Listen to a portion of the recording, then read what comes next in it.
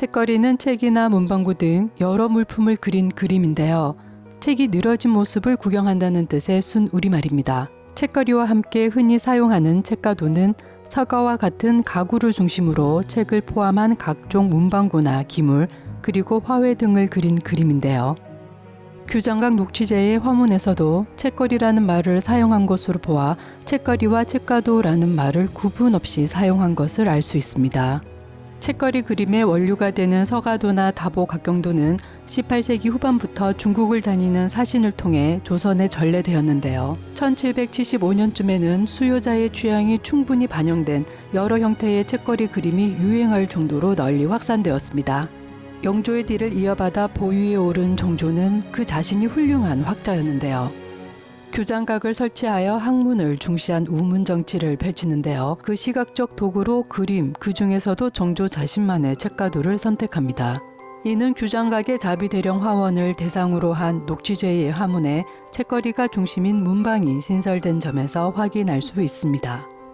규장각은 정조가 즉위한 해인 1776년 선왕들의 글을 보관하는 왕실 도서관으로 시작되었지만 점차 학문 연구의 중심 기관이자 정조의 개혁 정치를 뒷받침하는 핵심 기관으로 거듭나는데요.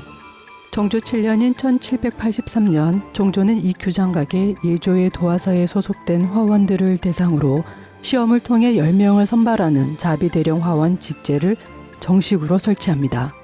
규장각에서는 선발된 자비대령 화원들에게 녹취제라는 시험을 실시해서 성적이 우수한 두 사람에게 정6품 사과 한 자리와 정7품 사정 한 자리의 파격적인 녹봉을 지급했는데요. 바로 이 녹취제의 시험 과목에 책거리가 중심인 문방이라는 화문이 있었습니다. 총 3차로 치러진 시험의 마지막은 정조가 직접 채점했죠. 녹취제는 산수, 누각, 인물, 영모, 속화, 문방, 매죽, 초충 중 자유롭게 선택해서 제출하는 것임에도 불구하고 정조는 책가도를 그리지 않은 화원들을 바로 자비대령 화원에서 파면시켜 버렸는데요. 즉 화원이 되어서 최고의 자리에 올라서기 위해서는 무엇보다 책가도를 훌륭히 소화해야 했다는 것이고, 이렇게 정조의 집요한 노력으로 탄생한 책거리 그림은 조선시대 왕의 상징이었던 1월 오봉도를 걷어내고 편전의 어좌지를 장식하게 됩니다.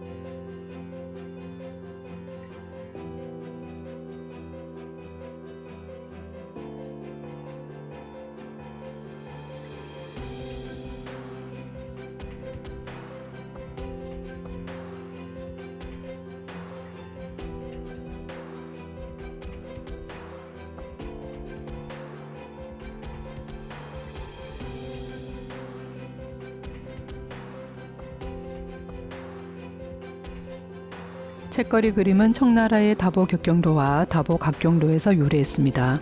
이탈리아인 선교사이자 청나라 궁중화가로 활동한 낭세녕, 주세페 카스틸리오네의 그림이죠. 중국 청대의 궁궐이나 상류층은 다보각이나 다보격에 고동기, 자기, 문방 등을 수집해 진열하는 취미를 즐겼는데요. 본래 명나라 사대부들이 여행할 때 문방구를 보관하던 행구나 도합갑이 청대에 와서 황제나 궁중 여인들이 징기하거나 길상을 상징하는 기물들을 작게 축소한 뒤 들고 다니며 감상하는 다복격이라는 작은 놀이개 상자로 발전합니다. 실제 크기의 기물을 전시하기 위한 다양한 크기의 칸으로 만든 목가구가 다복각이죠. 밀라노에서 건축 회화를 공부했고 화가로서 어느 정도 명성을 얻고 있었던 주세페 카스틸리오네는 1715년 선교사로 청나라에 파견됩니다. 낭세녕이라는 이름으로 약 50년간 선교사보다는 궁정화가로 활약하는데요. 전통적인 서양화 기법을 바탕으로 중국화를 배워 두 양식이 혼합된 새로운 그림을 그려 청대 회화에도 많은 영향을 미칩니다. 그가 그린 다보각경도에 그런 면이 잘 드러나는데요. 선명한 외곽선과 세밀함, 명암법, 그리고 투시도법 등 서양화법이 사용되어 평면적인 동양화보다 한결 사실성이 높은 그림으로 완성된 것을 볼 수 있죠. 사실 낭세녕에게 다보각경도는 그리 낯선 그림은 아니었습니다. 왜냐하면 피렌체에서도 이와 비슷한 그림이 유행했기 때문인데요. 호기심의 방 또는 진기한 것들의 방이라 부르는 진열장의 여러 기물들을 사실적으로 그린 그림이 많이 제작되었습니다. 이런 다보각류의 그림은 시간이 흘러 민간의 값싼 채색 목판화로 제작되어 대량 유통될 만큼 인기를 끌었습니다. 조선에는 영조 후반 북경을 다녀온 사신들을 통해 전래되었고 1775년경에는 널리 유행하게 됩니다. 책거리 그림은 구성 방식에 따라 세 종류로 나눌 수 있는데요. 우선 궁중이나 상류층에서 애용되었던 큰 책가에 책이나 기물을 장식한 책거리입니다. 종조가 신하들 앞에서 선보였던 그림처럼 책가에 오로지 책만 그려져 있는 그림도 있고 책과 문방구, 수선화, 그리고 청나라의 기물들을 함께 그려 장식적인 느낌이 강한 그림도 있죠. 문방 청환에 대한 취미나 입신양명을 상징하는 기물들로 채워졌습니다. 정확한 비례와 치밀한 세부 묘사, 그리고 명암법 등을 사용해 규칙적이고 정형적인 성격이 강한 책거리 그림입니다. 책가를 그린 만큼 규모도 크죠. 다음은 형식적인 책가를 치워버리고 그 안에 책과 기물들을 모두 세로로 늘어놓은 책거리입니다. 책가가 있는 그림보다 화려한 식물과 도자기가 대폭 늘어난 것을 볼 수 있죠. 육중하게 무게감 있는 책가도보다는 좀 더 가볍고 세련되며 화려합니다. 책이나 여러 기물들은 마치 각각 오려내어 독립적으로 서로의 공간을 침범하지 않은 채 최대한 돋보이게 붙여놓은 듯하죠. 그래서 공중에 둥둥 떠 있는 것 같습니다. 기물의 크기도 놓여진 위치와는 전혀 상관없이 크게 그리기도 작게 그리기도 했습니다. 마지막으로 책과 기물들을 특정한 규칙 없이 무더기로 쌓아 올린 책거리 그림입니다. 매우 자유분방한 그림인데요. 특징적인 것은 모란이나 연꽃 같은 세속적 행복을 기원하는 길상적 의미를 가진 소재들이 대거 등장한다는 점이죠. 책의 형태도 그냥 상자처럼 도식적으로 그렸는데요. 얼마나 사실적인가는 당시 소비자의 선택 기준에 없었던 것이죠. 다다익선, 마치 책거리 그림이 현세의 모든 복을 가져다 주는 양, 부, 행복, 출세, 장수를 상징하는 여러 소재들을 하나라도 더 포함하면서 보기에도 아름답게 잘 조화시키는 것이 가장 중요한 문제였습니다.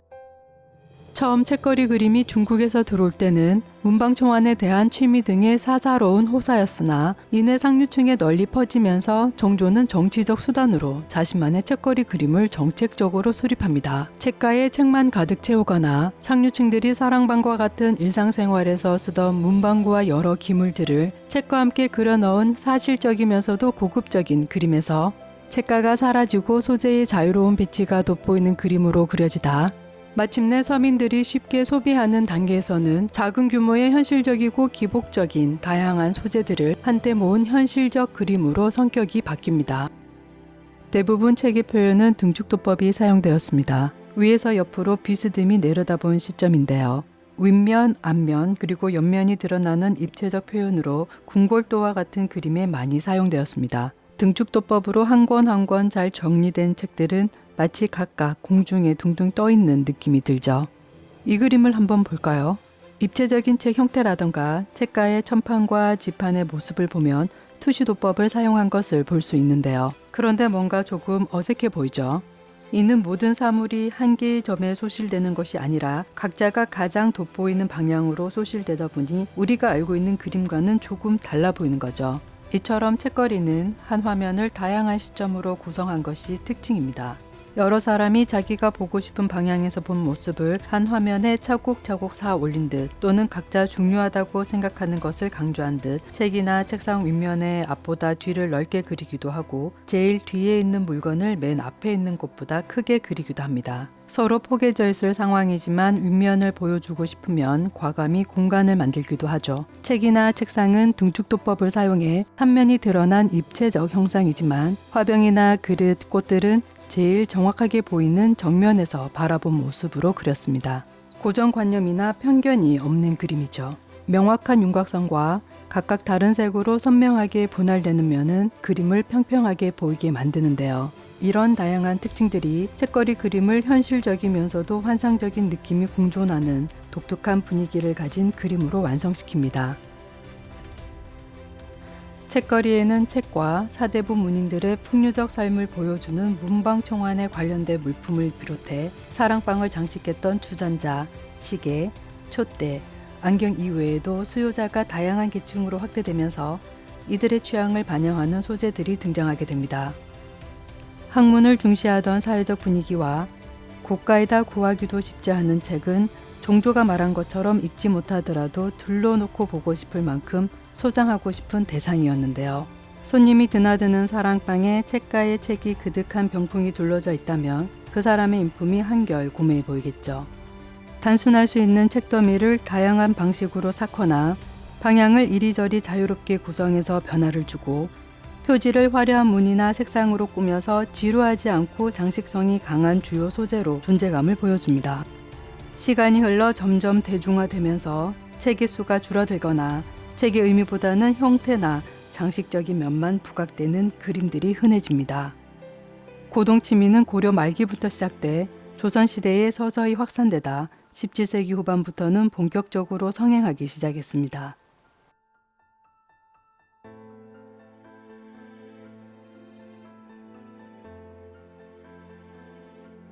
18세기 말에는 상인들과 중인, 상민들까지 고동치미에 열광했는데요. 위조품의 가산을 탕진하는 이들까지 나올 정도로 과열되었습니다. 책거리 그림에도 고동기가 정교하게 묘사되는데요. 연안 박주원이 방에 불을 피우거나 두고 보기에 좋다는 정인화력, 그리고 원래는 술이나 물을 담는 그릇이지만 꽃을 꽂아 볼만하다고 한 준 등이 자주 그려집니다.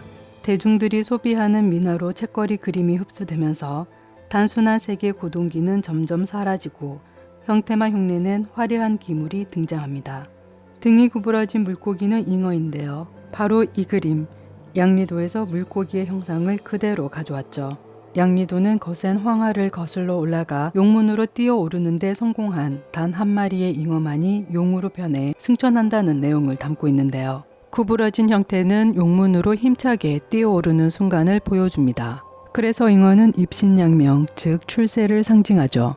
잉어 외에 어항에서 유유자적하게 논이는 물고기도 볼 수 있는데요. 일단 투명한 유리 항아리 자체가 당시엔 흔하지 않은 귀중한 물품이었습니다. 물고기는 알을 많이 낳기 때문에 아는 자식을 낳으라, 즉 다산을 상징하죠. 공작새 깃털은 대부분의 책거리 그림에서 볼 수 있는데요. 이는 활용이라 해서 공작 깃털로 고위 관리들의 모자를 장식했던 청나라의 복식 제도와 관련이 있습니다. 5품 이상의 관리들이 공작 활용을 달았는데 그 중에서도 공적이 높으면 쌍한 활용을 황제로부터 하사받았습니다. 그래서 특히 문관들이 활용을 중시했죠. 그렇기 때문에 책거리에 그려진 공작새나 깃털은 높은 관직을, 특히 문관으로 높은 관직에 오른다는 것을 의미합니다. 처음에는 사실적으로 묘사된 공작 깃털이 시간이 흐를수록 그 형태가 단순화되기도 하고 아주 개성적으로 변모하는 모습을 엿볼 수 있습니다. 수선화는 선비들이 방 안에서 키우던 감상의 대상이었기 때문에 책가도에는 그려졌지만 민화로 대중화되던 시기에는 서서히 사라졌습니다. 꽃이 크고 화려한 모라는 안방이나 혼례식의 병풍에도 많이 그렸는데요. 부귀와 집안의 평안을 상징할 뿐만 아니라 책거리 그림을 더욱 돋보이게 만들었기 때문에 서민들에게 많은 사랑을 받았습니다. 모란과 함께 책거리 그림에 가장 흔하게 등장하는 연꽃입니다. 꽃이 먼저 지고 열매가 맺히는 보통 식물과 달리 연꽃은 꽃과 열매가 동시에 생장하는데요. 그래서 연꽃은 자식을 빨리 얻고자 하는 이들에게 특별한 존재가 되었고 그 열매 또한 많은 자식을 연이어 낳는다는 뜻으로 해석되어 대중들에게 널리 사랑받는 꽃이 됩니다. 마지막으로 책거리에는 과일 또한 흔하게 등장하는데요. 책가가 있는 책거리 그림에는 불수감이나 석류 종류의 과일만 등장합니다. 불수감은 부처님의 손 모양처럼 생겼다 해서 붙여진 이름인데요. 불자와 복자가 중국어로 발음이 비슷해 복을 기원하는 의미로 여겨졌을 뿐만 아니라 손을 벌리고 돈을 움켜잡는 형상이라 해서 부귀를 상징하기도 합니다. 무엇보다 대외적으로 억불 정책을 고수한 조선시대였지만 계층을 막론하고 많은 이들이 불교에 의지했기 때문에 불수감은 시간이 흐르면서 조금씩 형태가 변하지만 모든 유형의 책거리 그림에서 꾸준히 그려졌습니다.